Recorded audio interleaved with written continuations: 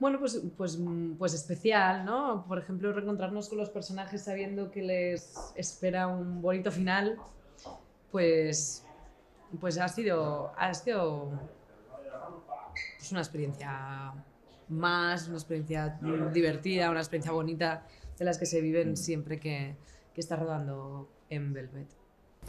Sí, ha sido, bueno, la oportunidad de tener una especie de postre inesperado, ¿no? De terminar con un sabor dulce que no tendría por qué haber sido así y que es verdad que normalmente pues acaba sobre pues, una temporada o tal, pero la posibilidad de hacer un capítulo especial donde la vocación es eminentemente eh, de ponerle un broche a la altura de lo que ha sido la serie, de la oportunidad de reencontrarse con otros personajes y sobre todo de homenajear a lo que han sido los personajes y la vida de gente delante y detrás de las cámaras todo este tiempo, pues es una manera creo que muy bonita de acabar y no muy habitual.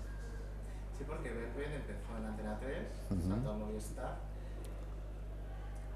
Tanto como actores y como espectadores, ¿cómo veis este cambio de entender la industria del entretenimiento en España? Y si veis que ahora mismo se produce muchísimo para plataformas, Movistar, Netflix, HBO, si aún queda sitio para producir ficción en televisión generalista. Yo creo que siempre.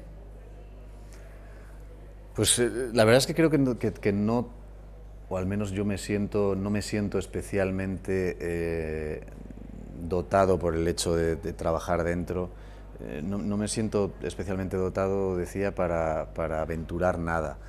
Sí que es verdad que da la sensación de que el acontecimiento, el reunirse para ver algo que no sea algo en directo, pues como un partido de fútbol o el resultado de unas elecciones o cosas así, tiene cada vez más pinta de ir hacia que uno se diseñe exactamente cómo va a ser y sobre todo que a mí casi aún más importante que eso, la gran transformación pasa por tener un catálogo donde esas cosas no desaparecen, ¿no? Antes, pues el hecho de perder la emisión en directo de algo hacía que no formaras parte de ello, mientras que hoy, pues el hecho de que cualquier serie haya terminado no quiere decir que tú como espectador no la puedas descubrir dentro de 2, 3, 4 años, ¿no? Bueno, las cadenas están empezando con sus propias plataformas también para poder seguir, o sea, para poder tener su contenido también ahí. Es más, yo creo que hace poco creo que se estrenó una serie para la televisión española. Sí. Quizás debería tenerse en cuenta más allá de la producción generalista, más allá de las audiencias, mirar más allá, porque muchas series, lo que ha dicho Diego, se redescubren plataformas. Sí, bueno, Promesas de Arena actualmente está en Amazon Prime para que la gente pueda seguir viéndola. Pues entonces, eso como industria debería también tenerse en cuenta. Sí, pero la pregunta a lo mejor es cómo se tiene en cuenta eso, ¿no? Es decir, antes era muy claro, si la audiencia funcionaba, seguías, se renovaba, era un éxito.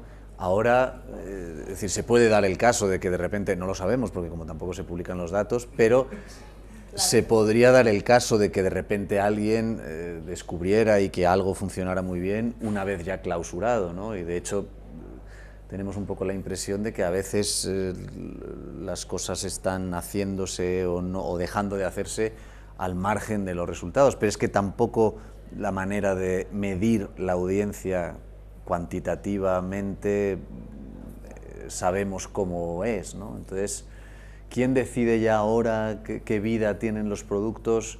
Pues no lo sé, no Sí, lo es una sé. incógnita. Hace poco Scorsese comentó que le molestaba que su película, que la produce una plataforma, se viese pues, en la tablet, en el móvil. Velvet Colección, especialmente este episodio, es una serie cuidadísima, de época, elegante, con clase. ¿Molesta que se vea algo así tan cuidado que está pensado para una televisión, verlo en una tablet, en un móvil? Bueno, no tenemos el ego de Scorsese, entiendo tampoco, ¿no? Eh, Al final, no ves igual, o sea, no tienes la misma... Perdón, estoy muy espesa hoy. Échame un cable porque no puedo pensar más. O sea, no se ve igual, no se aprecia igual.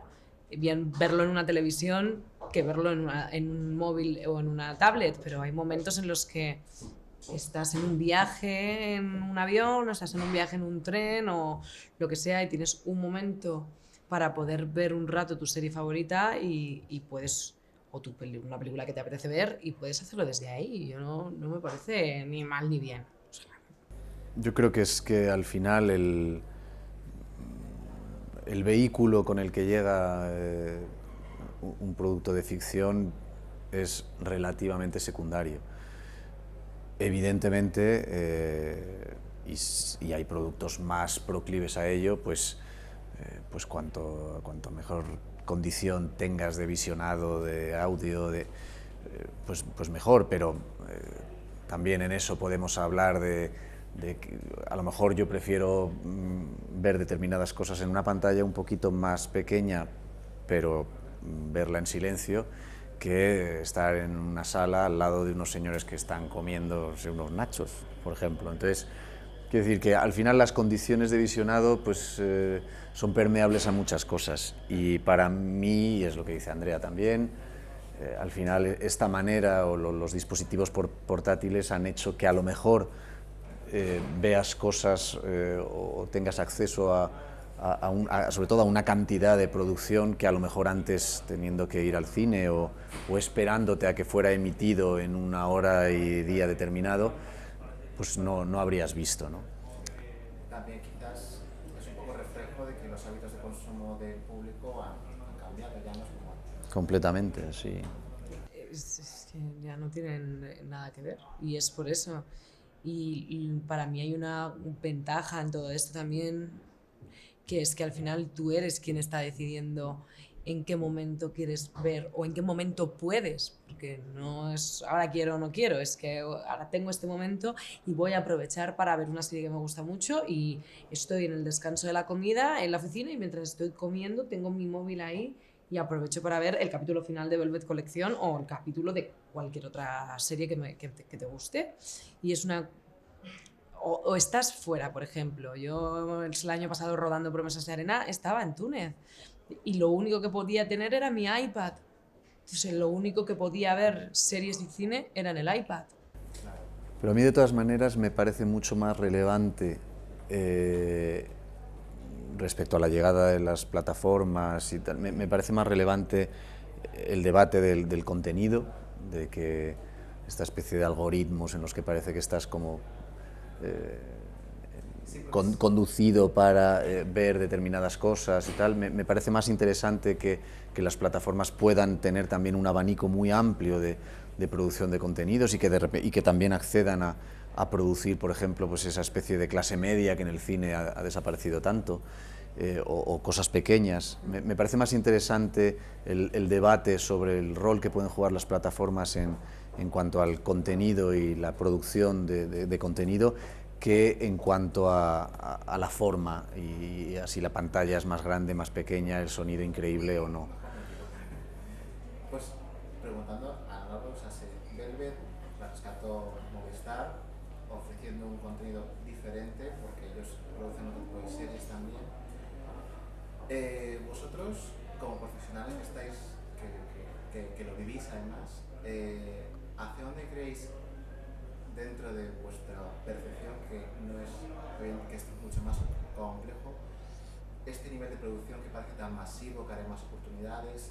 ¿Da la sensación de que hay una burbuja o hay que aprovechar que mientras se produzca, pues por qué no? Bueno, nosotros como trabajadores, ¿no?, que somos, si hay trabajo tenemos que trabajar, como todos. Yo no me atrevo a mencionarme sobre esto porque es que no lo sé, no sabemos qué es lo que realmente está pasando. Lo único que nos va a decir qué pasa es el tiempo, ¿no? Y cuando veamos dónde se ubica todo esto. Entonces ahora mismo... Lo que sí es que es terreno desconocido, Sí. pero insisto, también para nosotros como espectadores, quizás sí, o sea, lo más fácil es pensar numéricamente respecto a las producciones que había antes, que puede haber una burbuja, pero la cuestión es que es difícil de evaluar porque tampoco sabemos la recepción que hay de esa producción, ¿no? Quizás antes había una especie de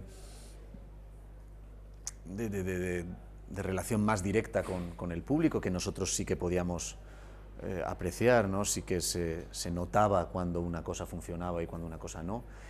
Y ahora me da la sensación de que esto es un poco más etéreo, ¿no? Y quizás más sostenido en el tiempo.